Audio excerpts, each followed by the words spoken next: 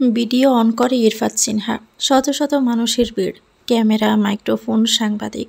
তার মাঝে হাতকড়া পরে দাঁড়িয়ে আছে অল্প সিনথিয়া। উৎসুক জনতার উপসে পড়া ভিড়। কারণ একটাই, কি করে মেয়ে হয়ে একটা পুরুষকে গুম করে দিল? এই প্রশ্নে পুরো শহর যেন তোলপাড়। রাতের অন্ধকার রাস্তায় ক্যামেরার ফোকাসে চারদিক আলোয় আলোকিত। হাজার হাজার প্রশ্ন। কি করে করলো? রায়হান রাফি এখন কোথায়? সে বেঁচে আছে কিনা? সে প্রশ্নের সম্মুখে মেয়েটি শুকনো মুখে, দুর্বল শরীরে, নিস্তব্ধ নয়নে তাকিয়ে আছে, যেন পৃথিবীতে সে আর নেই। সবাইকে ঠেলে ঠুলে সরু রাস্তা বের করে দিচ্ছে কর্মরত পুলিশ সদস্য। মানুষের পাকপোকর মেয়েটিকে বাহু ধরে বের করে আনছে মহিলা পুলিশ। আর সিনথিয়া তাদের সাথে তাল মিলিয়ে এলোমেলোভাবে হাসছে। চোখ দুটো রক্তলাল, টকটকে রক্ত জবার ন্যায় লাল হয়ে আছে নাগের ডগা। শরীরের রক্তকণা যেন নোনতার জল আকারে চোখ পেটে নদীর ধারার মতো পড়ছে তার। এরকম অপ্রত্যাশিত, অকল্পনীয়, অসম্ভাব্য ঘটনার বাস্তব চিত্র নিজের স্বচক্ষে দেখে সমুদ্রের উচ্ছ্বাসের মতো। অসংখ্য প্রশ্ন তীব্র গতিতে মাথায় এসে বাড়ি খেল ইরফাত সিনহার। মেয়েটির চোখ দুটোর রক্তক্ষরণ যেন পৌষ মাসের হাড় কাঁপানো হিমশীতল বাতাসের ন্যায় তাকে একবার কাঁপিয়ে তুলল। পরক্ষণে আবার লার্বার আগুনের ন্যায় শরীর গরম হয়ে উঠল। কান দিয়ে অনবরত দোয়া উঠতে থাকলো। হেডকোয়ার্টারের কেবিনে গম্ভীর হয়ে বসে আছে ইরফাত। সাথে আছেন ডিআইজি প্রভাত রঞ্জন সরকার, থানার কয়েকজন এসআই সহ রিজভী শিকদার। ইরফাত কাজের বাহিরে খুব কমই কথা বলে, তবে আজ তাকে আরেকটু অন্যরকম লাগায় প্রভাত রঞ্জন সরকার বলেন, হোয়াট হ্যাপেন্ড মাই ডিয়ার? গতকালে নিউজ দেখেছ তো? এরপরও ইরফাতের কোনো নড়চড় নেই, মুখে কোনো কথাও নেই। প্রভাত রঞ্জন সরকার আবার বললেন, কেসটা তো এক ধাপ এগিয়ে গেল, তুমি খুশি হওনি? টেবিলে হাতের উপর ভর করে রাখা কপালটুকু থেকে হাত সরিয়ে নিল ইরফাত। চোখ দুটো বন্ধ করে শরীর এলিয়ে দিল চেয়ারে। চেয়ারটা হালকা দুলিয়ে ক্ষীণ শ্বাস ছেড়ে শীতল গলায় বলল, কেসের দায়িত্ব কার উপর ছিল? Of course I gave it to you my dear. Prabhat Ranjan Sarkar সুস্পষ্ট গলা।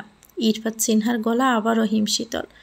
ইরফাত চোখ বন্ধ করে ডিআইজিকে বলল, তাহলে আমাকে না জানিয়ে মেয়েটিকে কেন গ্রেপ্তার করা হলো? এছাড়া তো ওয়ে ছিল না ইরফাত, সব কিছুর উপর থেকে নির্ধারণ করা হয়েছে। স্যাটিসফাইড আপনি? কি বলতে চাচ্ছ? মেয়েটিকে তুলে এনে লকআপে ভরে সবাই স্যাটিসফাইড কিনা? Why not? আসামি গ্রেপ্তার, ভিকটিমকে যত তাড়াতাড়ি উদ্ধার করতে পারবো আমাদের জন্য তো তত ভালো। আপনি কি করে শিওর হচ্ছেন স্যার মেয়েটি আসামি? প্রুফ হয়নি, হয়ে যাবে। রায়হান রাফির চাচা ম্যাজিস্ট্রেট আশিক চৌধুরী ভিকটিমের সাথে আসামি সিনথিয়ার প্রেমের বিষয়টি শিওর করেছেন। তিনি জানিয়েছেন, পারিবারিকভাবে জানার পর চৌধুরী বাড়ির বউ হিসেবে সিনথিয়াকে রিজেক্ট করা হয় এবং রায়হান রাফিকে অন্যত্র বিয়ে করানো হলে এই মেয়েটি তা সহ্য করতে পারে না। মেয়েটি এত সাংঘাতিক যে মিসেস রাফিকেও প্রতি রাতে কল দিয়ে হেনস্থা করেন এবং বিভিন্ন হুমকিও দিয়েছেন। মিসেস রাফির কল লিস্টের কপি পাঠানো হয়েছে এবং তিনি সশরীরে সাক্ষী দিয়েছেন। অনিমা চৌধুরীর ভাষ্যমতে তাকে বিবাহের পর সিনথিয়া বিরক্ত করতেন, নানানভাবে ব্ল্যাকমেইল করতেন। যেহেতু বিবাহ সম্পন্ন হয়ে গেছে সেহেতু আর কিছু করার নেই। এই বিষয়টি বুঝিয়ে বলতে রায়হান রাফি সেদিন আসামি সিনথিয়ার সাথে দেখা করার জন্য বের হয়েছিলেন।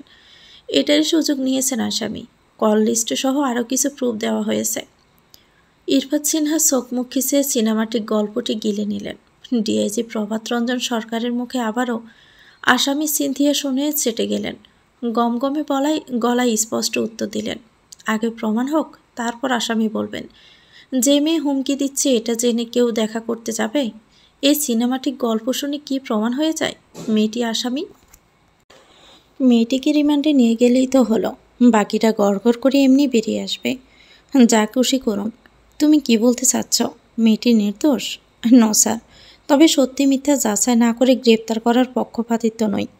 কিন্তু রাফির পরিবার থেকে কেস করা হয়েছে এবং ম্যাজিস্ট্রেট দ্বারা ইমার্জেন্সি ওয়ারেন্ট পাঠানো হয়েছে। কিছু করার ছিল না। রাফি ও সিনথিয়ার প্রেমের সম্পর্ক নিয়ে চুল পরিমাণও তাদের দুই পরিবার জানত না। তাহলে এই তথ্য তাদের কাছে কি করে গেল স্যার? তুমি কি বলতে চাচ্ছ? আপনি যেটা ভাবছেন ওটাই, কিন্তু থানা থেকে এসব কে বলবে? ওই প্রুফ যদি থাকতো তাহলে ইরফাত কি এখনো বসে আছে? ইরফাত সিনহার গলায় কি যেন একটা ছিল, কিসের আভাস দিলেন তিনি? এমন কথায় রিজভী শিকদার নড়ে চড়ে বসলেন। ইরফাত সিনহার সুস্পষ্ট গলা, অ্যাগেন সরি, কেসটা আমি আর নিতে পারছি না। ইরফাদের এমন সিদ্ধান্তে রিজভী শিকদার যেন এবার খুশি হলেন। তিনি কি এটাই চাইছিলেন? অন্ধের চোখে শেষ পট্টি খুলে তিনি তো এটাই দেখাতে চান। পুরো ট্রিটমেন্টটা তার হাতে হয়েছে। তবে প্রভাত রঞ্জন সরকার নাকচ গলায় বলল, ইম্পসিবল। তুমি না করলে কে করবে? আমার অনুপস্থিতিতে যে কাজ এগিয়ে রেখেছেন তিনি ভালো পারবেন আশা করি। প্রভাত রঞ্জন সরকার ইরফাদকে ভালোভাবেই চিনেন। সে যদি একবার বেঁকে বসে তাহলে সে কাজ তাকে দিয়ে কেউ করাতেই পারবে না। প্রয়োজনে সে জব ছেড়ে দিবে।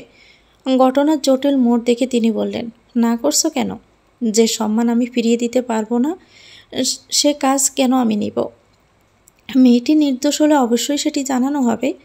পরিষ্কার এক গ্লাস স্বচ্ছ জলকে নর্দমার জলে মিশিয়ে যখন ভাববেন কাজটা ঠিক হয়নি, তখন কি ওই জল আবার গ্লাসে আগের ন্যায় তুলে এনে পান করবেন?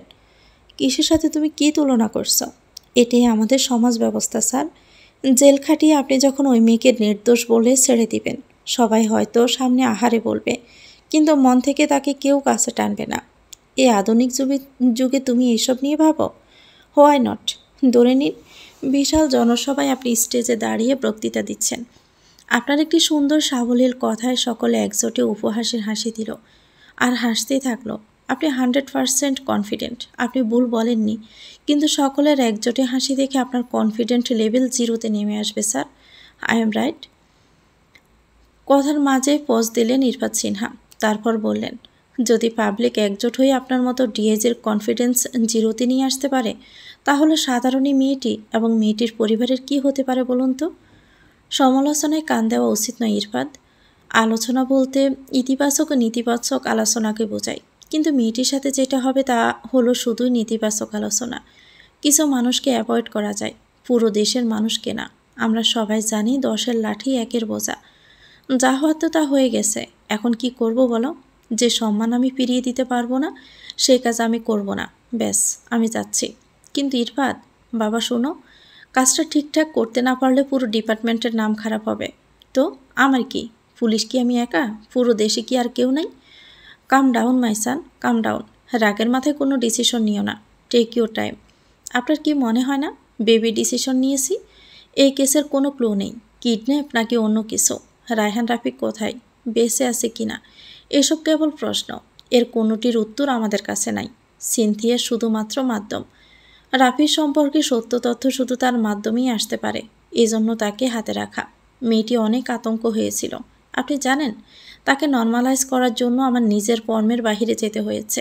কত শত কথা খরচ করতে হয়েছে যাতে রাফির সম্পর্কে আরও গভীরের তথ্য আমি জানতে পারি। আপনারা কি মনে করেন রিমান্ডে নিলাম, 2টো লাঠির বাড়ি দিলাম আর সত্যি বেরিয়ে আসলো? কিছু সময় মানুষের আবেগের সাথে মিশে তার ভিতরের কথাগুলো বের করতে হয় স্যার, তবেই না সমস্যার দোরগোড়ায় পৌঁছানো যায়। ওজন্যই তো তোমাকে কাজ দিয়ে আমি নিশ্চিন্ত থাকি। আমি জানি তুমিই পারবে। সরি স্যার, আমি আসছি বলে চেয়ার ছেড়ে উঠে দাঁড়ালো ইরফাদ। আগুনে জলসানো চোখে রিজভী শিকদারের দিকে তাকালো, যেন চোখ দিয়ে বশীভূত করে দিবে তাকে। তার চোখে যেন মনের কথাটা প্রকাশ পেল। I will kill you Rizvi Sikdar, একবার শুধু প্রমাণ হোক। তারপর লম্বা লম্বা পা ফেলে বাহিরে চলে গেল। রিজভী শিকদার তখনও ভাবছে কি ছিল ইরফাদ সিনহার ওই অগ্নিশিখা চোখে। বস্তিতে পাওয়া লাশের আপডেট এসেছে। ছেলেটিকে বিষ খাইয়ে মারা হয়েছে এবং মুখ বাড়ি কিছু দিয়ে থেতলে দেওয়া হয়েছে যাতে কেউ না চেনে। নিখোঁজ সকল ব্যক্তিদের পারিবারিক ডিএনএ টেস্ট করার জন্য ডাকা হয়েছে। লাশটা নিখোঁজ কয়েকজনের মধ্যে কারো হতে পারে। এর মধ্যে ইরফাদ সিনহার অ্যাসিস্ট্যান্ট জানালেন একজন তার সাথে গতকাল থেকে দেখা করতে চাইছেন। তিনি দেখা করবেন কিনা। ইরফাদ সিনহা তাকে ভিতরে নিয়ে আসতে বললেন। মিনিট 2 পর একজন বয়স্ক লোক ভিতরে প্রবেশ করলেন। মুখোমুখি বসলেন। ইরফাদ সিনহা খুব স্বাভাবিক সুমিষ্ট গলায় বললেন, আসসালামু আলাইকুম চাচা। বৃদ্ধ লোকটি উত্তর দিলেন, তবে তাকে অপ্রস্তুত হতে দেখে ইরফাদ সিনহা আর একটু নরম গলায় বললেন, ভয় নেই চাচা, নির্ভয়ে বলুন। আসলে বাবা, বস্তি যে লাশটা পাইছেন ওইটা আমার পোলার। আপনার ছেলে কি নিখোঁজ? থানায় কি ডায়েরি করেছেন? না বাবা, আমি ওরে খুন করছি। বৃদ্ধের কথায় ইরফাদের কপাল কিঞ্চিতে বাজ পড়ল। মনে মনে ভাবল কি বলে, পাগল নাকি? কিন্তু মুখে কোনো কথা বলল না। বৃদ্ধ লোকটি আবারও তড়িঘড়ি করে বললেন, সব কমু বাবা, শুধু আমার একটা আবদার আছে, ওইটুকু রাখবেন দয়া করে। ইরফাদ কিছু বলে ওঠার আগে বৃদ্ধ কাঁপা কাঁপা হাতে ইরফাদের বলিষ্ঠ হাত তার হাতের মুঠোয় পুরো ফেললেন। অনিমা এসেছে কারাগারে সিনথিয়ার সাথে দেখা করতে। দুজন মুখোমুখি দাঁড়িয়ে, মাঝখানে লোহার গারদ। অনিমার টলমল চোখের প্রথম কথা, তুই এমন করতে পারলি চিনু? অনিমার বলা অবিশ্বাসের প্রথম তীরটি বুকে এসে বিদ্ধ হলো সিনথিয়ার। দিয়াশলাইয়ের কাঠির ঘর্ষণে জ্বলে ওঠা আগুনের মতো বুকটা ধক করে জ্বলে উঠল। সে তো ভেবেছিল তার প্রাণপ্রিয় বন্ধু তাকে অন্তত সত্যি মিথ্যে জিজ্ঞেস করবে, কিন্তু তা না করে সরাসরি অপরাধের কাঠগড়ায় তাকে দাঁড় করালো। এত হিংসে তোর মনে ছিল? এমন কথায় সিনথিয়া কামানের গুলি খাওয়ার মতো টাল সামলাতে না পেরে দুপা পিছিয়ে গেল। এমন দিন কেন আসলো তার জীবনে? এমন ভাবনার মাঝে অনিমা বলল, মেরে ফেলেছিস? এবার সিনথিয়া নিজের শরীরের ভার আর টানতে পারল না। সিনথিয়া এক পা দু পা করে দেওয়ালে ঠেকে গেল। এসব প্রশ্নের উত্তর তার কাছে নেই। নিজের শরীরের ভার পায়ের উপর না রাখতে পেরে সে হাঁটু ভাঁজ করে বসে পড়ল। অনিমার বলা এক একটা কথা যেন এক একটা বুলেট। ইরফাত সিনহা কৌতূহল নিয়ে জিজ্ঞেস করলেন, বলুন কি আবদার? আমারে ফাঁসি দেওয়ানোর আগে আমার পোলার দাফন করার সুযোগ করে দিবেন। পোলাটা বাইসা থাকতে মেলা জ্বালাইছে স্যার, তাই ভাতের সাথে বিষ খাওয়াইয়া মাইরা ফেলাইছি। তারপর কেউ জানি চিনবার না পারে তাই ইট দিয়ে মুখ সেইসে দিছি। তারপর ময়লার স্তূপে পালাইয়াছিলাম। ভাবছিলাম মাইরা ফালাইলেই বাচ্চা যামো, কিন্তু পোলায় ময়লার মধ্যে ঘুমাইতেছে। আমি ঘুমাইতেছি আরামের বিছানায়। বাপ হইয়া তো আমি মাইনা নিবার পারতেছি না স্যার। ইরফান এমন অদ্ভুত ঘটনা শুনে পজ দিলেন। খানিকটা সময় পর বললেন, এসব কেন করলেন? আমার ফোলা জুয়া খেলতো স্যার, টাকা দিয়ে নেশা পানি করতো। জুয়া খেললে ঋণ হইতো, তখন নেশা করবার পারতো না, তখন চুরিও করতো। পাড়ার লোক আমারে খবর দিত, তোর পোলা চুরি কইরা ধরা পড়ছে অমুকের বাড়িতে, মারতাছে ছাড়াইয়া লইয়ায়। এইরকম দুঃখের চেয়েও বড় দুঃখ দুনিয়াতে আছে? আগে আগে সহ্য করবার না পাইরা মানুষের হাতে পায়ে দইরা পোলারে ছাড়া নিয়ে আসছি। পোলাকে বুঝাইছি, কিন্তু পোলা তো বাপের দুঃখ বুঝে নাই, এগুলো ছাড়বার পারে নাই। যখন শুনতাম আমার পোলারে দইরা মানুষে বাইন্দা রাখছে, মারতেছে, বিশ্বাস করেন মনে হইতো বলি ওরে সাইরা দিয়ে আমারে মারেন। বাপের চোখের সামনে পোলারে মানুষে বান্দা রাইখা মারে, এর থেকে কষ্ট পৃথিবীতে মনে হয় আর দুইটা নাই। ওজন্যই আমি আমার পোলারে মাইরা ফালাইছি, আর তো কেউ মারবার পারবো না। এই হৃদয় বিদারক কথা শোনার পর এ বাবা নামক জীবন্ত লাশকে কত তারাই শাস্তির আওতায় আনবে? কোন শাস্তি তার প্রাপ্য? ইরফাত ভাবছে। বিদ্যের চোখ দুটো শুকিয়ে যাওয়া নদীর মতো। লোকটি থেমে গিয়ে আবার বললেন, একসময় অতিষ্ঠ হইয়া রাগে দুঃখে মাইরা ফালাইছি। লাশ ফালাই দিয়ে আইছিলাম ময়লার ভিতরে। ভাবছিলাম কেউ জানবো না, আমি এলা শান্তির ঘুম ঘুমামো, কিন্তু আমি আর ঘুমাইবার পারি নাই। পরে অনেকবার ওখানে গেছি, ভাবছি তুইলা আয়না ঘরের মধ্যে কবর দিয়া বাপ বেটা একলগে ঘুমামো। পরে শুনলাম লাশ পুলিশে লইয়া গেছে। পরে খুঁজতে খুঁজতে এখানে আইছি। আমি আমার দোষ স্বীকার করছি স্যার, আমারে ফাঁসি দেন। খালি তার আগে আমার পোলাটারে শান্তি মতো ঘুমাবার ব্যবস্থা করেন স্যার, দাফনের ব্যবস্থা করেন। ও কোনো দিন শান্তি পায় নাই স্যার। শেষের কথাগুলো যেন এক একটা মেশানো ছিল। একবার এক বাবার করুণ আহাজারি যেন হৃদয়কে নাড়া দিয়ে তুলল ইরফাত সিনহার। বিকেলে শেষ ভাগে ইরফাত একটু ফ্রি হলো।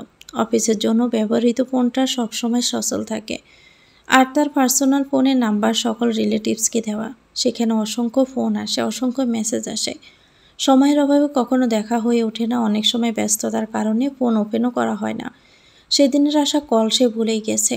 কত মানুষই তো ফোন দেয়, সময়ের অভাবে কল ব্যাক করা হয়ে ওঠে না। তবে আজ ফোন অন করে একটি মেসেজ চোখে পড়ল, আমি মরে গেলাম এসপি সাহেব। এই কথাই পড়ে প্রথমেই সকালে দেখা ঘটনাটা মনে পড়ল তার। কয় তারিখের মেসেজ তা আর দেখা হলো না। সে ভাবল মেয়েটা কি ওই সময়ে বাঁচার জন্য তার কাছে আকুতি প্রকাশ করেছে, কিন্তু সে তো মেসেজই দেখেনি। তার কি একবার যাওয়া উচিত? তার কি মেয়েটিকে সাহায্য করা উচিত? 2 মিনিট বসে কারাগারের দিকে গেল ইরফাত। গারদের ওপারের শক্ত মেঝেতে হাঁটুতে মুখ গুজে বসে আছে সিনথিয়া। লম্বা চুলগুলো বাঁধন মুক্ত হয়ে মেঝেতে ছড়িয়ে আছে। ইরফাত হালকা করে গলা খাঁকড়ে দিল। মেয়েটির কোনো নড়চড় নেই। ইরফাত শীতল কণ্ঠে ডাকল, সিনথিয়া। হিমশীতল মিষ্টি স্বরটি দেওয়ালে যেন বাড়ি খেল। তারপর দণ্ডিত হতে থাকলো সিনথিয়া। সিনথিয়া মুখ তুলে তাকালো। গারদের ওপারে দাঁড়িয়ে থাকে মানুষটিকে চোখ মেলে দেখল সিনথিয়া। টানা টানা মায়াবী চোখ দুটোতে বিষণ্ণতা আর অসহায়ত্বর প্রতিচ্ছবি। এক দৃষ্টিতে স্মৃতিহারা মানুষের ন্যায় তাকে স্মৃতিচারণ করতে না পেরে যেন এক দৃষ্টিতে চেয়ে আছে। সেটি বুঝতে পেরে ইরফাত আরেকবার ডাকল, এই সিনথিয়া, শোনো। মেয়েটির চোখে ইরফাতের অস্তিত্ব যেন এবার ধরা দিল। মাঝ সমুদ্রে হাবুডুবু খেয়ে ঘন হয়ে আসা শ্বাস যখন খড়কুটোর সন্ধান পেয়ে স্বস্তিতে হাঁপ ছাড়ে, তারপর প্রাণপণে ছুটে এসে জাপটে ধরে সে খড়কুটোকে। সেই রকম করেই যেন ছুটে এলো সিনথিয়া। তারপর দুহাতে খামচে ধরল লোহার গারদ। দুচোখ রক্তে ছলকে উঠল। বাঁশির মতো সরু নাকের ডগা লাল হয়ে উঠেছে ক্রমেই। ঘটে যাওয়া অসম্ভাব্য অনিশ্চিত ঘটনার বাস্তবায়ন তার ভিতরে যে ব্যথার পাহাড় গড়েছে, তার চোখ পেটে রক্ত আকারে বের হতে চাইছে। এত সময়ে জমিয়ে রাখা যন্ত্রণার চিহ্ন ফুটে উঠেছে ছোট ছোট বিন্দু আকারে থুতনির বাজে বাজে। দু চোখের জল বাদ দিয়ে আটকে রাখতে গিয়ে কেঁপে কেঁপে উঠছে অদর্শকল। ভাতভাঙা নদীর জলের ন্যায় চোখের জল স্বচ্ছ গড়িয়ে পড়ল। মেয়েটিকে গ্রেপ্তারের পর স্তব্ধ হয়ে গেছিল। তখন তো এভাবে কাঁদেনি, তবে তার চোখ দুটো অবলীলায় বলে দিচ্ছে এই একটা সুযোগের অপেক্ষাই ছিল এতক্ষণ। ইরফাত যেন পুরো সিনথিয়াকে একচোটে পড়ে নিল। মেয়েটি শেষ ভরসা হিসাবে তার প্রতীক্ষার সময় গুনছে, অথচ সে কিনা বলে এলো এই কেস নিয়ে আর কাজই করবে না। চিনতে চিনতে পাগল হয়ে যাচ্ছে প্রভাত রঞ্জন সরকার। এই কাজ রিজভী শিকদারকে দিলে সমাধান যে হবে না তা তিনি ভালো করেই জানেন। আর একবার না করে দিয়ে ইরফাত যে কখনোই কাজ করবে না তাও সে ভালো করেই জানেন। কি করবেন তিনি ভেবে পাচ্ছেন না। অশ্রুসিক্ত নয়নে একদৃষ্টিতে তাকিয়ে আছে সিনথিয়া। তার চোখের জলে ভিজে যাচ্ছে গলায় পেঁচানো ওড়নার উপরের অংশ। পলক ফেলার আগে চোখ থেকে গড়িয়ে পড়ছে অশ্রুকণা। এই অবস্থা দেখে দায়িত্বরত মহিলাকে তালা খুলে দিতে বলল ইরফাত। তারপর তার কেবিনে নিয়ে যেতে বলল। ফেরার সময় ডিএজের ফোনে ফোন দিল ইরফাত। কেসটা আমি দেখব, তবে নেক্সটে যেন এর মধ্যে আগাছা না আসে। ডিএজের উত্তরের অপেক্ষা না করে ফোনটা কেটে দিল ইরফাত। এমন অসম্ভাব্য কথা শুনে প্রভাতরঞ্জন নিজেই হতভম্ব হলেন। এই প্রথম তিনি ইরফাতের মত পরিবর্তন হতে দেখলেন, তবে মনে মনে খুব খুশি হলেন। ইরফাত সিনথিয়াকে সামনে স্যারে বসতে বলল। তারপর বলল, রাফি সম্পর্কে যা জানো নিজে থেকেই বলবে, এত প্রশ্ন যেন না করতে হয়। সিনথিয়া মাথা নাড়ায়, কিন্তু মুখে কিছু বলে না, মাথা নিচু করে থাকে। তার দৃষ্টি আকর্ষণের জন্য ইরফাত বলিষ্ঠ হাতে হালকা করে সাপোর্ট দেয় টেবিলে। সিনথিয়া নড়ে চড়ে বসে। তারপর দৃঢ় গলায় বলে, কি বলবো? আমি বলে দিব? পিনপতন নীরবতা। ইরফাত বুঝে নেয় এই মেয়ের সাথে নিজে থেকে কথা না বললে দিন গড়িয়ে রাত হবে, তবুও সে কথা বের করবে না। তার কাছে এত সময় নেই। উপায়ন্তর না দেখে নিজেই বলল, রাফি জবলেস ছিল জানো? ইনভেস্টিগেশনে জানা গেছে ওর ব্যাংক লোন নেওয়া আছে। It's a big amount, you know. Cynthia চুপ করে থাকে। উত্তর না পেয়ে ইরফাত বলে, ইয়েস ওর নো? হ্যাঁ, নো। ইরফাত জিজ্ঞেস করে, বাজে কোনো নেশা ছিল? সিনথিয়া চোখ নামিয়ে নেয় পুনরায়। দৃঢ় গলায় উত্তর দেয়, কখনো শুনিনি। নেশা বা অন্য কিছু? না। ওনার সাথে তোমার পরিচয়? একটা ফ্রেন্ডের মাধ্যমে। ডিটেলস বলো, নিজ থেকে। ও আমাদের কলেজে আসতো। ও ছোটো বোনকে কলেজে দিতে আসতো। ওখান থেকেই পরিচয়। তারপর ধীরে ধীরে। রায়হান রাফির কোনো ফ্রেন্ডের সাথে যোগাযোগ আছে? না, পার্সোনাল বিষয় শেয়ার ওর পছন্দ ছিল না। এমন কোনো কিছুই কি নেই তাকে সন্দেহ করার মতো? না, তবে কয়েকদিন ধরে একটা কথা মনে হচ্ছে। একটা মেয়ে ছিল, অনেক আগে মেসেঞ্জারে নক করছিল। মেয়েটি বলছিল আমার সাথে কথা আছে, কিন্তু আমার পাসওয়ার্ড রাফির কাছে ছিল। তাই রাফি মেসেজ দেখেই তাকে ব্লক করে দেয় এবং আমাকে বলে মেয়েটি খারাপ, অন্য আইডি থেকে নক দিলে তাকে যেন জানাই এবং কথা না বলি। তারপর আর কথা বলিনি। মেয়েটার নাম মনে নেই, তবে আইডিতে ব্লক লিস্টে থাকতে পারে। পাসওয়ার্ড? ইরফাতের বলা পাসওয়ার্ড শব্দে খানিকটা অবাক হয় সিনথিয়া। এখন তাকে পাসওয়ার্ডও দিতে হবে? প্রাইভেসি ব্রেক করতে হবে? ওইখানে আর কিছু না থাকুক, রাফির সাথে বলা কনভারসেশন তো আছেই, কিছু ছবিও আছে। ইরফাত আবার বলে, পাসওয়ার্ড? একই শব্দ পুনরায় জোরালোভাবে উচ্চারিত হওয়ায় সিনথিয়া মৃদু কেঁপে ওঠে। যে পাসওয়ার্ড দেওয়া আছে সেটি বা মুখে কি করে বলবে? সিনথিয়া বলে, লিখে দেই বা টাইপ করে দেই? ও হ্যালো, এত ভাবার কিছু নেই, কাজ শেষে লগ আউট করে দিব। সিনথিয়া নড়ে চড়ে বসল। কি ছিল ইরফাত সিনহার কথার মাধ্যমে? এমন তো সে ভাবেনি। তার মতো তুচ্ছ সিনথিয়ার আইডিতে নজর দেওয়ার সময় একজন এসপির আছে নাকি? সিনথিয়া একশোটে পাসওয়ার্ড বলল, লাভ ইউ রাফি। ল্যাপটপের স্ক্রিন থেকে চোখ সরিয়ে নেয় ইরফাত। বাম হাতে হাফ ফোল্ড করে নেয় ল্যাপটপ। এক পলক তাকায় সিনথিয়ার দিকে। নিজেকে চিড়িয়াখানার বাদর মনে হচ্ছে সিনথিয়ার। ইরফাতের তাচ্ছিল্যের চাহনি চোখ সরিয়ে নেয় সিনথিয়া। ইরফাত তাচ্ছিল্য স্বরে বলে, শখ মেটেনি? ইরফাতের এই কথা শুনে এক ঝাঁক মৌমাছির চাক ভেঙে যেন সিনথিয়ার মাথায় এক নাগাড়ে কামড়াতে থাকে। এমন লজ্জার মুখোমুখি তাকে হতে হলো। সিনথিয়া মাথা নুইয়ে ফেলল। এজন্যই বলতে চাচ্ছিল না সে। লজ্জা থেকেও নিজেকে ছোট লাগছে এখন।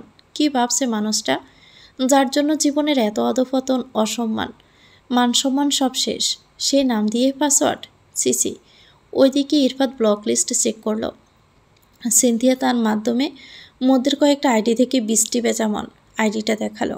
ইরফাত ব্লক ছাড়িয়ে একটা টেক্সট করল, এসপি সিনহা বলছি, মেসেজটি দেখা মাত্রই আপনি থানায় দেখা করবেন। এরপর ইরফাত সিনথিয়ার আইডির পাসওয়ার্ড চেঞ্জ করলো। তারপর সিনথিয়াকে বলল, এরপর ফার্স্ট সেন্টেন্স দিয়ে লগ ইন দিবে, শুধু রাফি ওয়ার্ডটা রিমুভ করা হয়েছে। পাসওয়ার্ড চেঞ্জ করার কথা শুনে সিনথিয়া অবাক হয়ে চেয়ে রইল। তার কাছে না শুনে পাসওয়ার্ড চেঞ্জ করলো। আইডির মালিক 2 ঘন্টার মধ্যেই থানায় হাজির হলো। এরপরের কথোপকথন, who is Rayan Rafi? Do you know miss Brishti? Yeah, I know about him, but why? পুরো গল্পটা যথাসম্ভব সংক্ষেপে বলল ইরফাত। সবশেষে রাফির সম্পর্কে বলল, তিনি বিয়ে করেছেন, বিষয়টি হাইডও রেখেছেন, নিখোঁজের আগে সিনথিয়ার সাথে দেখাও করেছেন। এ কথা শুনে বৃষ্টি যেন খানিকটা অবাক হলো। ও বিয়ে করেছে নাকি ফেঁসে গিয়েছে? ও করবে বিয়ে? ও তো মেয়েবাজ। রায়হান রাফির সাথে শুধু আমার সম্পর্ক ছিল এমন নয়, অনেক মেয়ের সাথেই তার সম্পর্ক ছিল। ও একটা ফ্রড। আগের গার্লফ্রেন্ডের সাথে ব্রেকআপ হওয়ার পর আমার সাথে রিলেশন হয়, আবার আমার সাথে ব্রেকআপ হওয়ার পর সিনথিয়ার সাথে সম্পর্ক হয়। এভাবেই তো চলে আসছে। অনেক মেয়ের জীবন সে নষ্ট করেছে। আমার সাথে ব্রেকআপের পরে সেগুলো জানতে পেরেছি। তখন আর কিছুই করার ছিল না। তবে সিনথিয়া মেয়েটার ব্যাপারে আমি জানতে পেরেছিলাম, তাই ভেবেছিলাম বড় বোন হিসাবে অ্যালার্ট করব। রাফি অনেক জেদি। ও সিনিয়ানা জিনিস খুব পছন্দ করে, তৃপ্তি পায়। আমার যখন এঙ্গেজমেন্ট হয় তারপরে আমার সাথে ওর পরিচয়। আমি তো আগের এঙ্গেজমেন্ট ভেঙে ওর সাথে জড়িয়ে পড়ছিলাম। ওর জন্য নিজের ক্যারিয়ার, ফিউচার সব নষ্ট করেছি। প্রত্যেকটার মেয়ের জীবনও এভাবেই নষ্ট করেছে। আপনি কোনো স্টেপ নেননি? Sir, don't mind. জোর করে ইন্টিমেন্ট হলে তাকে রেপ বলা যায়, কিন্তু কেউ যদি ভালোবাসার জালে পা দিয়ে স্বেচ্ছায় ইন্টিমেন্ট হয়, তাকে কি আর রেপ বলা হয়? আমরা প্রত্যেকটা মেয়ে একই কাজ করেছি, তাই ওর বিরুদ্ধে কী স্টেপ নিব? থানায় এসে কী বলবো? দোষ তো আর ওর একার ছিল না, আমরাও দোষী।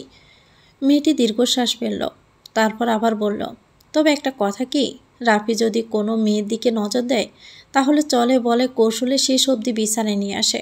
তবে সে জোর করে কিছু করবে না, এটা শিওর। যা হবে দুজনের সম্মতিতে। শেষের কথাগুলোতে ইরফাদের সোয়াল শক্ত হয়ে ওঠে। মুষ্টি হয়ে আসে বলিষ্ঠ হাতের আঙ্গুল। চোখের শিরাগুলো লাল হয়ে ওঠে। দাঁতে দাঁত পিষতে পিষতে অস্পষ্ট আওয়াজ করে বলে, স্কাউন্ডেল। বৃষ্টি চলে যাওয়ার পর সিনথিয়াকে আবার কেবিনে ডাকা হয়।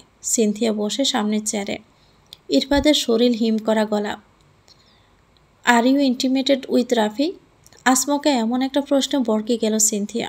এমন আপত্তিকর একটা প্রশ্নের সাথে সে পরিচিত নয়। অন্য পুরুষের সাথে এসব আলোচনা তার কাছে তো ভীষণ লজ্জার, আপত্তিকর। কেসের সাথে এসবের কী সম্পর্ক? সে যেন বাসা হারিয়ে ফেলল। এরপর যদি তাকে প্রশ্ন করে তার সাথে কি হয়েছে, কি উত্তর দিবে সে? ইরফাদের বরফের মতো ঠান্ডা গলা। I say, are you intimated with Rafi? Cynthia চুপচাপে মাথা নিচু করে রইল। তার জীবনে আর কি দেখা বাকি আছে? আর কত কিছুর সম্মুখীন সে হবে, আর কত লজ্জা পেতে হবে, আর কত সহ্য করতে হবে তাকে। তার তো আর সহ্য হচ্ছে না। আর কত খেসারত দিবে সে? মুখটা ছোট হয়ে আসে তার। কিভাবে কি বলবে সে? তবুও জড়িয়ে আসা গলাটা ছিঁড়ে ছিঁড়ে বলল, ও তো ভদ্রসভ্য ছিল, ও আমাকে ভালোবাসত। এমন কিছু ও করবে না যাতে আমার সম্মানহানি হয়। বাকিটার বলা হলো না। ইরফাতের জাজালো গলা। ভালোবাসার এই নমুনা? I say you intimated with Rafi, yes or no? Cynthia ইরফাতের দিকে তাকালো। ইরফাতের মুখাভঙ্গি বদলে গেছে তার গলার স্বর। তার সাথে বলা ক্ষণিকের নরম গলাটা কেবল একটা মুখোশ। এই যে রাগেই ফুলে ফেঁপে ওঠা গরম চোখের মানুষটাই যে আসল, সে কেন বারবার ভুলে যায়। এসপি কি রাফিকে নিয়ে সাফাই শোনার জন্য বসে আছে? রাফি তার চোখে কেমন তা কি সে জানতে চেয়েছে? তাহলে বিশ্বাসঘাতক মানুষটার সাফাই সে কেন করছে? সিনথিয়া নিজের বেহায়া মনকে দুসাপড় বসিয়ে উত্তর দিল, না, এসব কোনোদিন হয়নি। ইরফাদের পাল্টা প্রশ্ন, ডিড হি টাচ ইউ? এই ভয়টাই তো পেয়েছিল সে। এই মুহূর্তে কি বলবে সে? যদি বলে টাচ করেনি কখনো, কিন্তু সেইটা তো মিথ্যে হবে। আর যদি সত্যি বলে, তাহলে যদি প্রশ্ন করে কি করেছ, তাহলে কি করে বলবে রাফি তাকে চুমু খেয়েছিল? এমন কথা বলার আগে সে মরে যাবে, তবুও বলতে পারবে না। ইরফাত সিনহা আবার বলল, ইয়েস অর নো। এবার গলার স্বরটা যেন কাছের মতো সোজা গিয়ে দেওয়ালে লাগলো। তারপর ভেঙে চুরচুর করে মেঝেতে পড়ল। গলার টোন শুনে বরকে গেল সিনথিয়া। দমটা যেন ফাঁসির দড়িতে আটকে গেছে। মুখ দিয়ে কথা বের হচ্ছে না। হঠাৎ এসব কেন জিজ্ঞেস করছেন তিনি? এসব কি কেসের জন্য খুব দরকার? ইরফাত সিনহার আবারও সে হিমশীতল গলা, যা সিনথিয়াকে বরফের মতো জমিয়ে দিচ্ছে। ইটস এ সিম্পল কোয়েশ্চেন সিনথি, answer me, yes or no. Cynthia কাঁপা কাঁপা স্বরে বলল, ইয়েস। ইরফাতের দাঁতে দাঁত পিষে বের হওয়া চাপা স্বর, get out from here, out. Cynthia চেয়ারে শরীরের ভাঁজ ছেড়ে দিয়ে ভাবছে, ইরফাত সিনহা তার উপর কি রেগে গেল? এখন যদি উঠে না যেতে পারে, এসপি কি বেশি রেগে যাবে? কিন্তু এক দমকে যে তার পায়ের শক্তি শেষ। অন্ধকারে ডুবে আছে গারদের চার দেওয়াল। পাহাড় দশের মতো নেমে আসা ক্লান্তিতে ঘুমের অতলে ডুবে গেছে সিনথিয়া। বহুদিন তার চোখে ঘুম নেই, তবে আজ শরীর তাকে ছুটি দিয়েছে। চোখ দুটো বন্ধ হয়ে গেছে তার থেকে অনুমতি না নিয়েই। নিস্তব্ধ নিঃশব্দ নিঝুম রাত পৌঁছে গেছে শেষের ঠিকানায়। সিনথিয়া ঘুমিয়ে আচ্ছন্ন। গারদের লোহার দরজাটা হঠাৎই টুং করে উঠল। ঘুম হালকা হয়ে আসে। বেশি আসে বহু সাবধানে ফেলা পায়ের মৃদু আওয়াজ। গভীর ঘুম বন্য হরিণের ন্যায় ছুটে পালিয়ে যায়। আর অনুভূতি নাড়া দিয়ে বলে, কেউ যেন তার দিকে গুটি গুটি পায়ে এগিয়ে আসছে। তুষারপাতের ন্যায় হিমশীতল হয়ে আসে তার শ্বাস। ঘন হয়ে আসে বুকের মধ্যে। চোখ দুটো বয়ে কোটরে লুকাতে চায়। চোখ টেনে তাকানোর সাহস হয়ে ওঠে না। চোখ খুলে কাকে দেখবে সে? জীবনের টানাপোড়েনে আরও কত কি দেখবে সে? এই বদ্ধ চার দেওয়ালের ঘরে অচেনা মানুষের অস্তিত্ব টের পেয়ে ভিতরে ভিতরে ভেঙে পড়ে। সে ডাঙায় উঠে আসা মাছের মতো ভেতরে চটপট করে। মুখ দিয়ে কিছু বলতে পারে না। শ্বাস চেপে রাখে শব্দ হওয়ার ভয়ে। ঠিক তখনই তার খুব কাছে ঘন হওয়া বরফের ন্যায় শীতল শ্বাস তার চোখে মুখের উপর ঠিকরে পড়েছে। অন্ধকার ঠেলে ভয়ভীতি ছুঁড়ে ফেলে লাফিয়ে ওঠে সিনথিয়া। কাঁপা কাঁপা গলায় বলে, কে? কে শব্দটা চার দেওয়ালে বাড়ি খায়। কালো মেঘের ন্যায় অন্ধকার কক্ষ। চোখ দুটো যেন চেপে আসা সিনথিয়ার। অন্ধকার হাতড়ে উঠে দাঁড়ায়। পায়ের শব্দটা গাঢ় থেকে নিমিষে শূন্যের মতো যেন মিলিয়ে যাচ্ছে। আলো জেলে স্তব্ধ হয়ে দাঁড়ায় সিনথিয়া। কই, কেউ নেই তো। সিনথিয়া গারদের দরজার কাছে এসে দাঁড়ায়। কোথাও কেউ নেই। তাহলে এতক্ষণ যা হলো, তা কী করে সম্ভব? আলো জলমলে আর তপ্ত রোদে ফেটে যাচ্ছে সকালবেলা। ব্যবসা গরমে আগুনের ন্যায় পড়ছে সিনথিয়ার শরীর। তবে তার হেলদুল নেই। গুটি গুটি মেরে বসে আছে সে রাত থেকেই।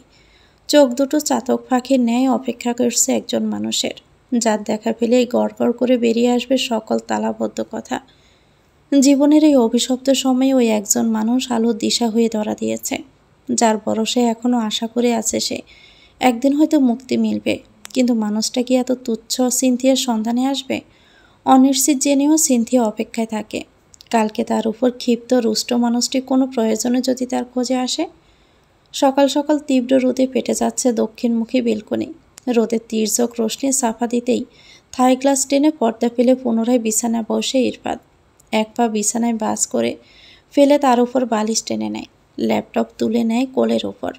অফিসে যাওয়ার আগে আরেকটু তথ্য দরকার, তাই খাবার সময় টুকুতে বাকি কাজটাও সেরে নিবে সে। সাইড টেবিলে মিনিট ট্রেতে নাস্তা দিয়ে গেছে ইভা। মেয়েটা মায়ের মতো যত্ন নেয় তার। বয়সে ইরফাদের ছোট, তবে দায়িত্বের বেলায় যেন বড় বোন।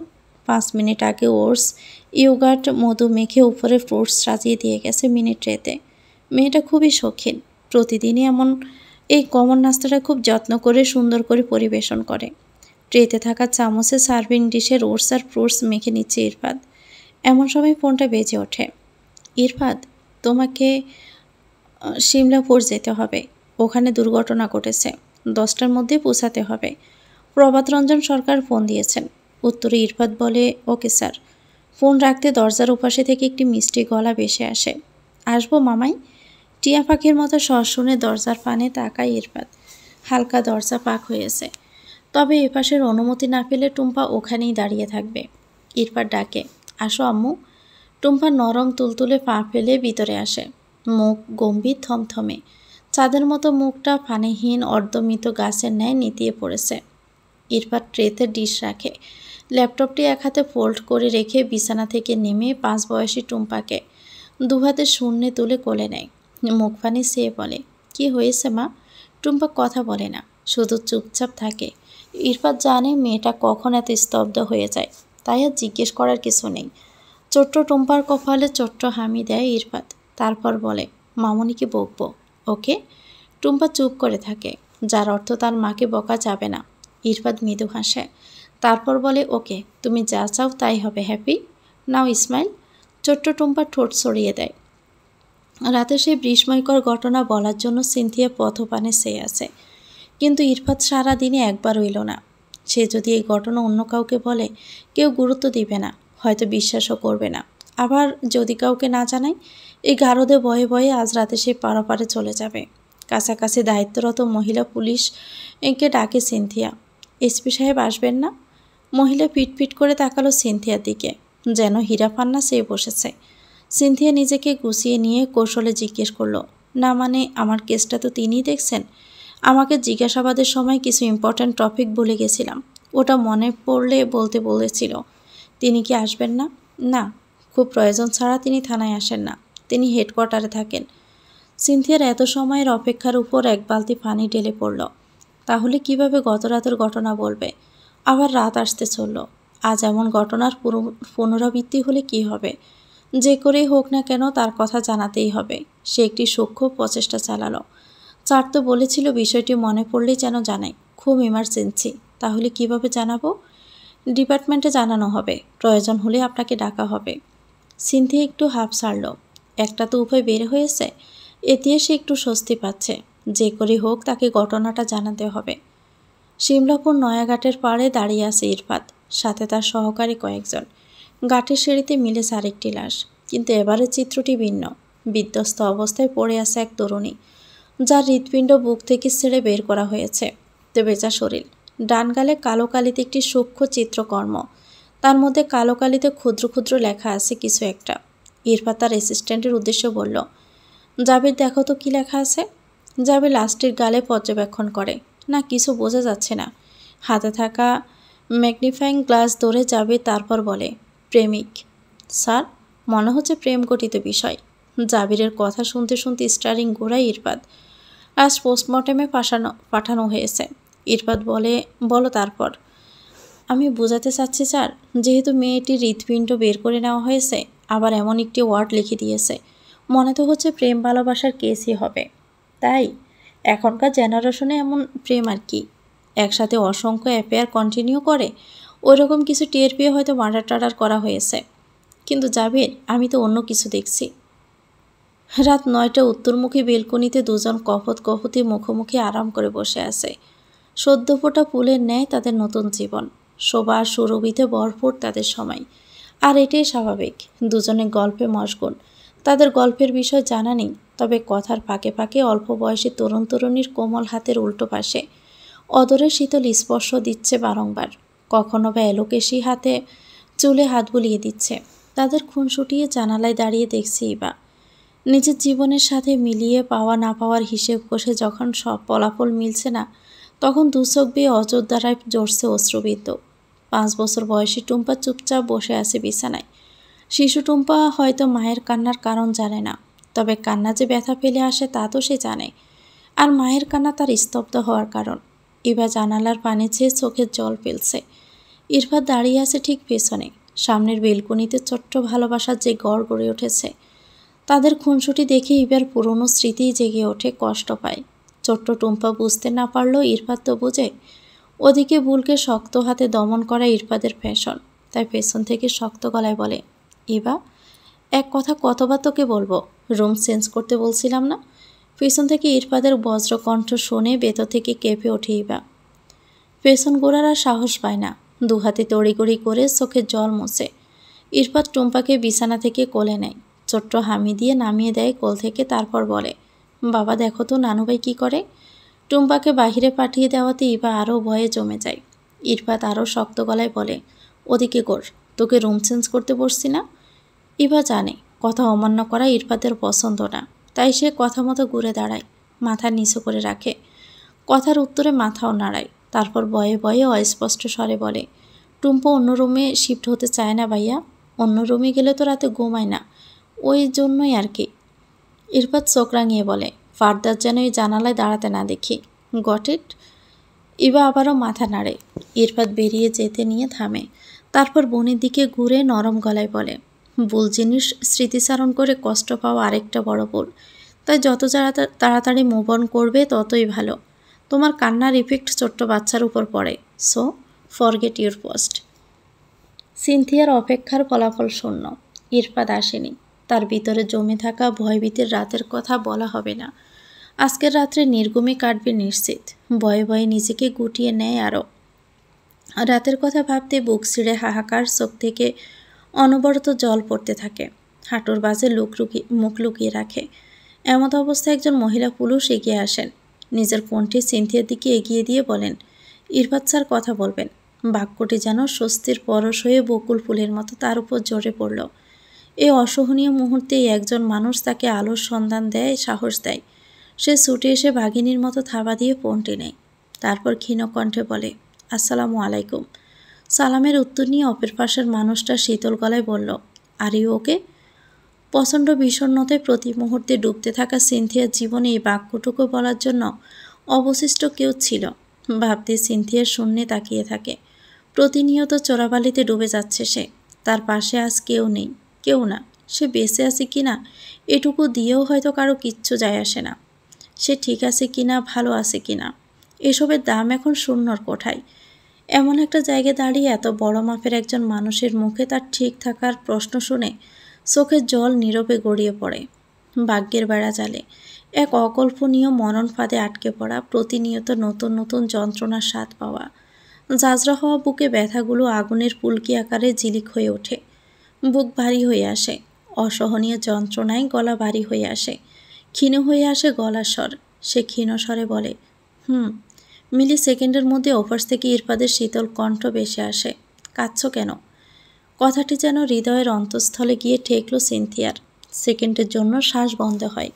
ঘন হয়ে আসা শ্বাস বেরিয়ে আসে দুঃখফুকানি হয়ে।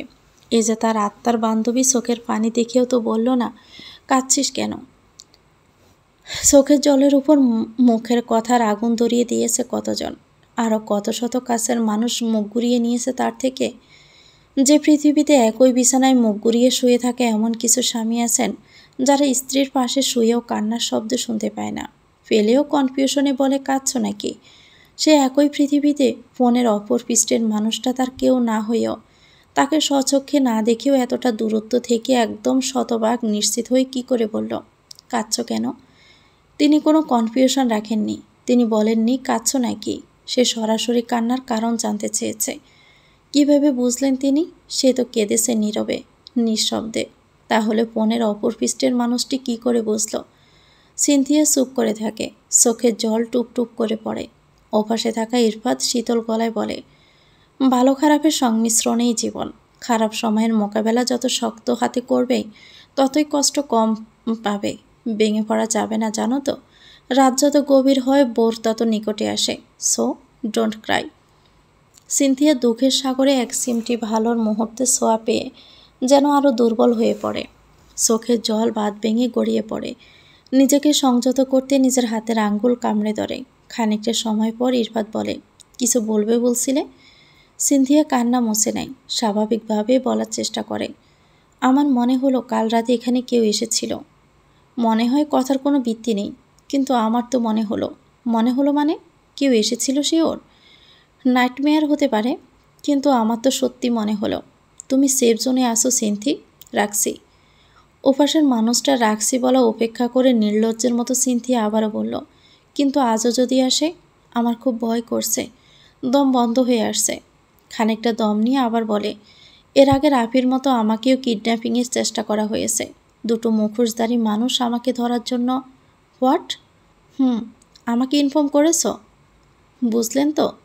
অবাকা যেদিকে যায় সাগরও শুকিয়ে যায়। আমি তো সেদিন আপনাকে 3টা কল দিলাম, না হলো রিসিভ, আর না করলেন কল ব্যাক। আমি তো তখন নিজেকে বাঁচাতে রাস্তায় দৌড়ে বেড়াচ্ছি। একটা মেসেজও করলাম। বাবা থানায় হেল্প চেয়ে অপমানিত হয়ে গেলেন। সেদিন কোনো রকমে বেঁচে ফিরলাম, তবে মরে গেলেই ভালো হতো। পরের দিন মান সম্মান অন্তত যেত না। আমি বিজি ছিলাম, কিন্তু অন্য সময়ে তো বলা যেত। এই যে আজ বললাম। ওকে, ডিটেলস বলো। মাঝরাত রিমা ফিসফিসিয়ে কথা বলছে আর তার বয়ফ্রেন্ডের সাথে। আজকে নিউজ দেখেছ? কী যে অদ্ভুত। কি? একটি মেয়েকে মার্ডার করে ফেলে রাখা হয়েছিল, তার হৃৎপিণ্ড বের করে নেওয়া হয়েছে। দেখেছি তো, আমি খুব ভয় পেয়েছি। এমন অদ্ভুত ঘটনা কখনো দেখিনি। হৃৎপিণ্ড কেন বের করে নিল বলো তো? আমি কি ডাক্তার নাকি পুলিশ বলো তো? আমি এত রহস্য বুঝি না। আচ্ছা, বাদ দাও। আচ্ছা শুভ্র, এভাবে আর কতদিন থাকবো? আমার তো একা আর ভালো লাগে না। এই যে লুকিয়ে চুরিয়ে দেখা করা, এই 1 মাস সময় দাও, এরই মধ্যে সব ব্যবস্থা করব। প্লিজ আর সময় নিও না, সত্য কখনো গোপন থাকে না। বিকেল পেরিয়ে যাচ্ছে, আর একটু পরেই সন্ধ্যা, তারপরেই রাত। সিনথিয়া বিষণ্ণ মনে চুপটি করে গুটিসুটি মেরে বসে আছে। এক বদ্ধ কুঠুরিতে তার দম বন্ধ হয়ে আসে। মনে হয় এই বন্দি খাঁচা থেকে কবে পাখির মতো উড়াল দিতে পারবে, কবে মুক্ত আকাশ দেখতে পারবে। তার জীবনে কি এমন কোনো দিন আসবে, নাকি আধারের অতল গভীরে ডুবে যাবে তার জীবনের প্রদীপ শিখা? চোখের জল উতলে পড়ে সিনথিয়ার। আর কত চোখে জল ফেলবে সে? হাঁটুর বাজে মুখ লুকিয়ে নিঃশব্দে সে কাঁদে। গারদের ওপাশ থেকে মহিলার কণ্ঠ ভেসে আসে। তারপর একটা প্যাকেট বাড়িয়ে দিয়ে বলে, মিস সিনথিয়া, আপনার পার্সেল। সিনথিয়া সাদা রঙের প্যাকেটটি খুলল। কটনের মধ্যে পিওর নীল রঙের লং কুর্তি, সাথে একটি লেডিস প্যান্ট, পায়ের কাছটায় 2টো জিপার। চোখ মুখ কুঁচকে এলো সিনথিয়ার। মনের সাথে কথা চলছে তার। কে দিল? অপরপক্ষ যেন উত্তর দিল। আমরাও তাই ভাবছি, কে দিল? অবাক হওয়া চোখ দুটো উচ্চ সীমায় পৌঁছে গেল যখন আরেকটি প্যাকেট থেকে বের হলো সাদা রঙের স্লিপার। কে দিল এসব? সিমলাপুরের মতো আরও কিছু জায়গায় আরও 4টি লাশ উদ্ধার। গল্প প্রায় একই। সবগুলো লাশের হৃৎপিণ্ড বের করে নেওয়া হয়েছে এবং লাশের গালে আলাদা আলাদা চিত্র আঁকা। এবারে চিত্রগুলো ভিন্ন কথা বলে। কিছু কিছু চিত্রগুলোতে অক্ষর লেখা আছে, যেগুলো সাজালে শব্দ গঠন হচ্ছে। শব্দগুলো যেন একই জিনিস ইঙ্গিত দিচ্ছে। ওদিকে প্রত্যেক পরিবারের ভাষ্যমতে কিলার প্রথমে 17-18 বয়সী মেয়েদের কিডন্যাপ করেন, এরপর মুক্তিপণ দাবি করেন, এরপর ব্ল্যাকমেইল করেন যদি মুক্তিপণ যথাস্থানে না পৌঁছায় তাহলে মেয়েদের সাথে রেপ করা হবে এবং সেই ভিডিও অনলাইনে ছাড়া হবে। ভুল করেও পুলিশকে জানানো হলে তাদের মেয়েকে চিরতরে হারাবেন। ঠিক এই কারণে অনেকেই দিয়েছেন মুক্তিপণ। এরপরও তারা তাদের সন্তান জীবিত অবস্থায় ফেরত পাননি। তাদের প্রত্যেকের কাছে ফোন কলগুলো করা হয়েছে স্প্যাম নাম্বার থেকে। দেশ জুড়ে উত্তাল এই খবরে। ভয়ে বাচ্চাদের ঘরের বাইরে পাঠাচ্ছেন অভিভাবক। আতঙ্কে আতঙ্কে কাঁপছে শহর থেকে গ্রাম। স্কুল কলেজে টিচার আসলেও আসছে না শিক্ষার্থীরা। সব মিলিয়ে প্রেশার এসে পড়ছে পুলিশদের উপর। গোধূলি বেলায় সিনথিয়ার চোখ পড়ছে। রাতে ঘুমিয়েও পরিপূর্ণ ঘুম হলো না। পরপর কয়েক রাত ঘুম না হয়ে চোখ ফুলে গেছে। সিনথিয়া বসে বসে জিমাচ্ছে। এরই মধ্যে গারদের ওপাশ থেকে কারো গমগমে গলা ভেসে এলো। সিনথিয়া চোখ তুলে তাকায়। গারদের ওপারে মহিলা পুলিশ দাঁড়িয়ে বলছেন, মিস সিনথিয়া, স্যার 10 মিনিটের মধ্যে আপনাকে নিতে আসবেন। বাহিরে যাওয়ার জন্য আপনি রেডি তো? কনফারেন্স রুমে টেবিল ঘিরে বসেছেন পুলিশ সদস্য।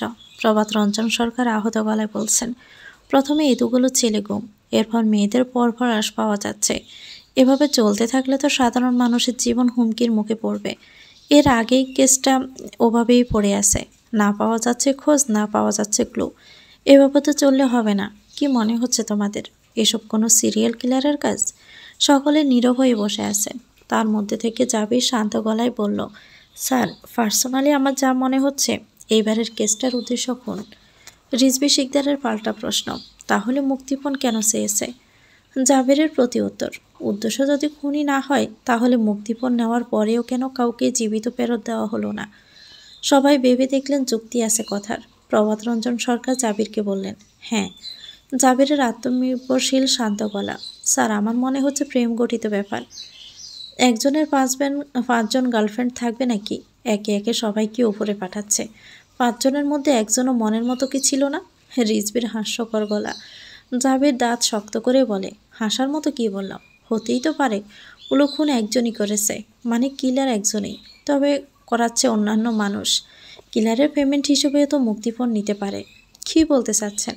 যে সকল ছেলেরা মেয়েদের দ্বারা প্রতারিত হয়েছে তারা রেগে গিয়ে কেন সিরিয়াল কিলারকে দিয়ে খুন করাচ্ছে? রিজভির চাপা হাসির গলা শুনে দাঁত চেপে জাবির বলে, আপনিও কি এমন প্রতারণার শিকার হয়েছিলেন নাকি? কাউকে মেরে টেরে দিয়েছেন নাকি? না হলে এমন প্ল্যান মাথায় আসে কি করে? দাঁত কেলিয়ে হাসে রিজভি শিকদার। জাবির রেগে ওঠে, হতে পারে না। এই জেনারেশনের বিয়ের প্রস্তাবে রাজি না হওয়ার প্রকাশ্য মেরে তেড়িয়ে যায়। কুপ্রস্তাবে রাজি না হলে প্রকাশ্যে এসিড মারে। তাহলে এমন ঘটনায় হাসার কি আছে? রিজভি শিকদার আবারও ঠোঁট টিপে হাসে। এমন ঘটনায় রেখে যায় জাবির। চোখ গরম করে বলে, এভাবে হাসার কি হলো? Are you mad? Mind your language.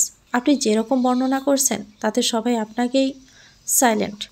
প্রভাত রঞ্জন সরকারের গমগমে গলা। কনফারেন্স রুম ফানির ন্যায় ঠান্ডা। তিনি আবার বললেন, এখানে সবার মতামত নেওয়া হচ্ছে। যে যেই অ্যাঙ্গেল থেকে কেসটি দেখছেন তার মত প্রকাশের পূর্ণ অধিকার আছে। আপনারা প্রাইমারি স্কুলের বাচ্চাদের মতো আচরণ করবেন না। ভুলে যাবেন না আপনাদের পরিচয়। তিনি ইরফাদের দিকে দৃষ্টি ফেলেন। ইরফাদ হাতের ফোনটা মন দিয়ে দেখছেন। প্রভাত রঞ্জন সরকার বললেন, ইরফাদ, তুমি কিছু বলছো না যে? হাতের ফোনটা সাইডে রাখলো ইরফাদ। কিছুক্ষণ সময় নিল, তারপর বলল, আমার মনে হচ্ছে কিলার আমাদের ডাইভার্ট করার চেষ্টা করছে। যেমন? আমাদের উদ্দেশ্য কিলারকে ধরা, আর কিলারের উদ্দেশ্য আমাদের চোখ পাকি দেওয়া। এই সকল চিত্র, শব্দ, ক্লু কিলার নিজেই রেখে গেছে, যাতে অন্য একটি গল্প তৈরি হয়, আর আমরা কেস ওই দিকে ডাইভার্ট করি। তোমার কি মনে হচ্ছে নাকি মুক্তিপণের উদ্দেশ্যে কিডন্যাপিং? উদ্দেশ্য যাই হোক, গন্তব্য হলো কিলারকে ধরা। আমাদের কোনো দিকে না তাকিয়ে কে করলো তার দিকে ফোকাস করা উচিত, কারণ কিলার আটক হলে গল্প এমনিতেই বেরিয়ে আসবে। উদ্দেশ্য না জানলে গন্তব্য পৌঁছাবে কী করে? উদ্দেশ্য জানার চেয়ে গন্তব্য পৌঁছানোর রাস্তা বেশি সহজ। এইসব ক্লুর দিকে ফোকাস না করে আমাদের কিলারকে খুঁজে বের করতে হবে। ইরফাদ সাইডে থাকা ফোনটি হাতে তুলে নেয়, তারপর উল্টো করে ধরে। লাশের গায়ের চিত্রগুলো দেখায়। চিত্রগুলো ভালোভাবে দেখুন। চিত্রগুলোই রহস্য। চিত্রগুলো এত ছোট আর নিখুঁত করে আঁকা যে কেউ এই ধরনের চিত্র আঁকতে পারবে না। অবশ্যই কিলার প্রফেশনাল আর্টিস্ট। জাবির, ইয়েস স্যার। ওই সকল এলাকার আশেপাশের প্রফেশনাল আর্টিস্টদের একটা লিস্ট করবেন, আর পোস্টমর্টেম রিপোর্ট চেক করে জানাবেন মৃত্যু ঠিক কী কারণে হয়েছে। জি স্যার। গোধূলি বেলায় ধূসর রঙের প্রাইভেট কারটি আপন গতিতে রাস্তার গরম ধুলো উড়িয়ে ছুটে চলছে। কখনো ধীর গতিতে, কখনো দ্রুত গতিতে চলছে। পাশাপাশি বসেছে ইরফাদ ও সিনথিয়া। ইরফাদ চুপচাপ গাড়ি চালাচ্ছে আর বাহিরের লুকিং গ্লাসে চোখ রাখছে। সিনথিয়া নিস্তব্ধ নিশ্চুপ হয়ে বসে আছে। ইরফাদ দৃঢ় গলায় বলে, সেদিন যে লোকগুলো তোমার উপর অ্যাটাক করেছিল, ওই লোকেশন মনে আছে? সিনথিয়া মাথা নাড়ে, তারপর নীরব গলায় বলে, আমার ফ্রেন্ডের বাসার আশেপাশেই রাস্তাটা। চিনবে? আশা করি চিনব, কিন্তু মেন রোডের পরে ওই গলিগুলোতে গাড়ি ঢুকবে না। নো প্রবলেম, হেঁটে যাব। যেখানে তোমার উপর অ্যাটাক হয়েছিল স্পট চিনলেই হবে। ইরফাদ সিনথিয়া দেখানো লোকেশনের দিকে গাড়ি নিয়ে এগিয়ে যাচ্ছে। সিনথিয়া গাড়ির গ্লাস, স্বচ্ছ গ্লাস ভেদ করে এক দৃষ্টিতে সামনে তাকিয়ে আছে। সে তীক্ষ্ণ দৃষ্টিতে তাকিয়ে আছে যাতে জায়গাটি চিনতে ভুল না হয়। খানিকটা এগিয়ে গিয়ে ইরফাদ গাড়িটি ধীরগতিতে চালায়। ধীরগতিতে রাস্তায় মোড় নিতে সিনথিয়া তড়িঘড়ি করে বলে ওঠে, রাখুন রাখুন। ইরফাদ সাথে সাথে ব্রেক করে, তারপর বলে, এখানে? সিনথিয়া মাথা নাড়ে, ওই তো সামনের গলি। ইরফাদ পুনরায় জিজ্ঞেস করে, শিওর? এই রাস্তার শেষের গলি দিয়ে অনেক দূর চলে গিয়েছিলাম। ইরফাদ গাড়িটি গলির সামনে দাঁড় করায়। পকেট থেকে ফোন বের করে ডায়াল করে। জাবির, একটা এরিয়ার ফুটেজ চেক করতে হবে। রোহানকে ইনফর্ম করুন। আমি লোকেশনে পাঠিয়ে দিচ্ছি। ওই পুরো এলাকার সমস্ত ফুটেজ দ্রুত চেক করে আমাকে জানাবেন। Okay sir. ফোন কেটে চওড়া রাস্তায় একপাশে গাড়ি পার্ক করে ইরফাদ গাড়ি থেকে নেমে গলির দিকে এগিয়ে যায়। ইরফাদ একবার ভালোভাবে চোখ বুলিয়ে নেয় পুরো জায়গাটা, তারপর পুনরায় গাড়িতে বসে। সিনথিয়া তখন এক মনে এক দৃষ্টিতে সাইড গ্লাসে তাকিয়ে আছে। ইরফাদ সিনথিয়া দৃষ্টি লক্ষ্য করে একটা মিডিয়াম সাইজের দোকান। দোকানে মালপত্র, একপাশে চায়ের জন্য ছোট্ট ব্যবসা। দোকানের সামনে বেঞ্চ পাতা, কেউ দাঁড়িয়ে কেউ বসে আছে। তাদের চোখ দেওয়ালে টানানো বিশাল আকৃতি টিভিতে আটকে আছে। টিভি দেখার ফাঁকে কেউ চায়ের কাপে চুমুক দিচ্ছেন, কেউ বা উচ্চস্বরে কথা বলছেন। তাদের কথোপকথনের মূল বিষয় টিভিতে দেখানো খেলা। সিনথিয়া লোকজনের ফাঁক ফোকর দিয়ে দেওয়ালে টানানো টিভিতে চোখ ডুবিয়ে দিয়ে আছে। চোখ সরালে যেন বিশেষ কিছু মিস হয়ে যাবে। সিনথিয়া বারবার গাড়ির সাইড গ্লাসে হাত দিয়ে নিচের দিকে টানছে। গ্লাসটি যেন বাধা হয়ে দাঁড়িয়েছে তার চোখের। ইরফাদ সাইড গ্লাস নামিয়ে দেয়। সিনথিয়ার অন্যদিকে কোনো মনোযোগ নেই। তার দৃষ্টি সে বিশাল আকৃতি টিভির দিকে নিবদ্ধ।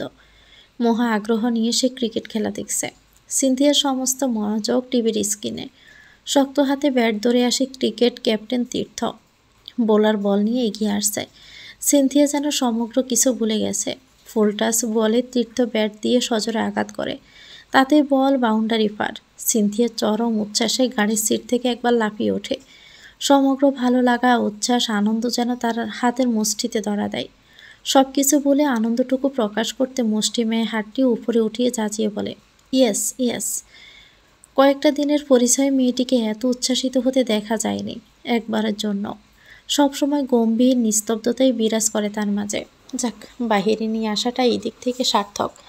সিনথিয়া পাশ ফিরতে চোখ পড়ে যায় ইরফাদের। সে তো দিন দুনিয়া ভুলেই গেছিল কিছুক্ষণের জন্য। ইরফাদের চাহনি দেখে সিনথিয়া নিজেকে পাগলাকারদের পাগলই মনে হচ্ছে। আচ্ছা, কোন আক্কেলে সে এরকম লাফালাফি করলো? নিজের কাজে নিজেই লজ্জায় চোখ ফিরিয়ে নেয় সিনথিয়া।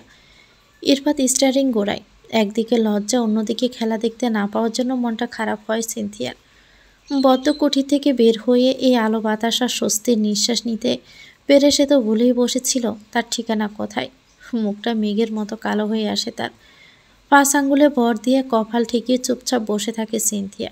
এদিকে নিজের পার্সোনাল ফোনটা সিনথিয়ার দিকে এক হাতে এগিয়ে দেয় ইরফাত। শান্ত গলায় বলে, ধরো। সিনথিয়া চোখ তুলে তাকায়। ইরফাদের হাতে থাকা ফোনটির স্ক্রিন জুড়ে ক্রিকেট খেলা চলছে, আর ফোনটি তার দিকে বাড়িয়ে দিচ্ছে ইরফাত। অবাকের উচ্চ সময় পৌঁছে চোখ দুটো ফেঁসার মতো গোল গোল আকৃতি হয় তার।